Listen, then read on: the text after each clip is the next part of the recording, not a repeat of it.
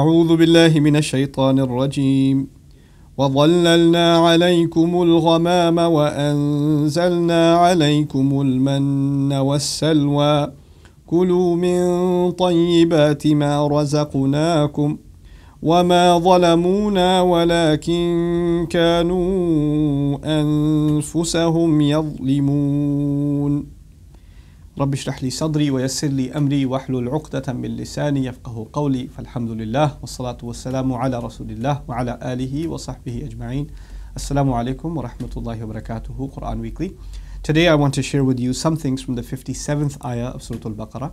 And in this ayah, Allah Azza wa Jal is addressing the Banu Israel, the children of Israel, and He mentions some of His favors. The reason I wanted to share this ayah with you though, is because of a powerful transition that happens inside this ayah. And in order for you to understand that transition, I'm going to lay out a scene for you first. That scene is of a teacher in a classroom, and he's got, let's just say, 3 sections or 2 sections of students. Okay, so there are students on the left side, and there's a little bit of a gap, and there's students on the right side. And the people on the left side, they took the exam yesterday. Okay, so group A, we'll call them group A, they took the exam yesterday and they failed. And then group B is about to take the exam tomorrow. So this is the day in between. Teacher walks into class, he's yelling at group A, the one who already took the test, because they failed. And he's yelling at them like, I did so much for you. I did the review for you. I gave you all the answers. I even gave you a copy of the test the day before. How could you still fail? I don't understand what more I could do for you. And then while he's yelling at them, group B is sitting there watching. Now some of them are smirking and like, haha, those guys, they really got it. But others of them, the smarter ones among them, are terrified as this is happening because they know that their exam is the next day. And they might be getting the same kind of thrashing pretty soon. Now the teacher says, you people, you know what? I can't even talk to you anymore. He ignores group A as though he is so angry at them they aren't even worthy of being addressed. Then he turns to group B and says, by the way, your exam's tomorrow. He just says that. And by the way, those people, they didn't fail me, they failed themselves. He turns towards them and says that. Now, I want you to remember this scene as I describe something about this ayah, just so it's easier to understand. Allah is addressing who again? He's addressing the sons of Israel. He says, وَظَلَّلْنَا عَلَيْكُمُ الْغَمَامِ. We shaded you, we put shade over you by means of clouds that are filled with rain. So these rainy clouds or soft clouds, you can say ghamam, or even darker clouds that can prevent sunlight. So because they're in the desert and they're in the Exodus, so Allah miraculously covered them with the umbrella from the sky. Clouds would follow them. Number 1.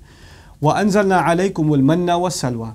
And we even sent down onto you al-manna and salwa. Manna and salwa were, it's a kind of wheat that they could grow in the middle of the desert. Allah would send grain down that they could grow and make bread with. And salwa was a kind of bird that they would try and catch and it wouldn't fly away. So miraculously their proteins and carbohydrates are taken care of. Their shade is taken care of. And eventually Allah will provide them, the spring of water, the 12 springs that you know about.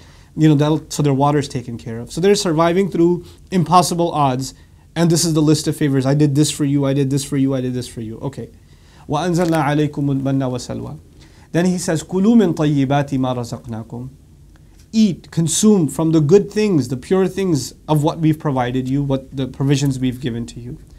Then, all of this, if you notice, was in the you, meaning ظَلَّلْنَا عَلَيْكُمْ, we shaded you. We put clouds over you. We sent manna and salwa onto you. Eat, when you give a command to somebody, eat from the good things that we've provided you. All of this, the word you here suggests second person. And the logic behind second person is you're talking to someone. But now notice the end of the same ayah. وَمَا ظَلَمُونَا وَلَكِنْ كَانُوا أَنفُسَهُمْ يَظْلِمُونَ. As opposed to the Arabic would have been وَمَا ظَلَمْتُمُونَا وَلَكِنْ كُنْتُمْ أَنفُسَكُمْ تَظْلِمُونَ. You used to be wronging yourselves. Nope, he doesn't say that. He says they didn't wrong us, they were only wronging themselves. So in other words, half the ayah is in the you, it's in the second person. The other half of the ayah is in the third person, it's in the they, as though they're not there.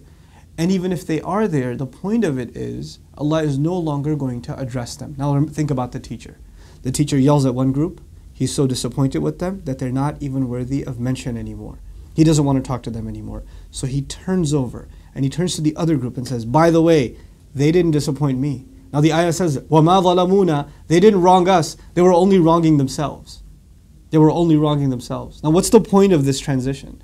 The point of this transition is that we don't read the ayat about the Jews and the ayat about previous nations, and especially the Jews, I would argue. We don't read ayat about them and say, look at what Allah says about the Jews. Allah really got them good. Look at all the things Allah did for them. But the ayah wasn't about them. The ayah was half about them and the other half, hey, you're up next. Batter's up. Get ready. And you better not fall into this kind of trouble yourselves. It's incredible that through the ayat of Banu Israel, I know you've probably heard it in lectures before, that we should learn about the nations of the past so we don't repeat their mistakes. Actually, that's not just an analysis that we drew. It's actually embedded into the Quran itself. He doesn't let us read Jewish history without thinking about ourselves. And you better not fall into this mistake yourself. So the wrong thing to get, the wrong impression to get from the history of Bani Israel, the Jewish history in the Quran, the wrong impression to get is a sense of supremacy. And the right attitude to get is a sense of humility. Like, Ya Allah, we're in the same exact position they were in before. And we better not disappoint you, because then this exact criticism that you're laying out for them applies to us 100%. So may Allah Azza wa Jal make us of the people who understand and reflect on the way Allah is teaching us. وَيُعَلِّمُكُمُ اللَّهُ وَاللَّهُ بِكُلِّ شَيْءٍ عَلِيمٌ. Allah is teaching you and Allah knows everything. May Allah Azza wa Jal make us good students of His book. Barakallahu li wa lakum. Wassalamu alaikum wa rahmatullahi wa barakatuh. Assalamu alaikum everyone. If you've benefited from these reminders, please support Quran Weekly by clicking the link below.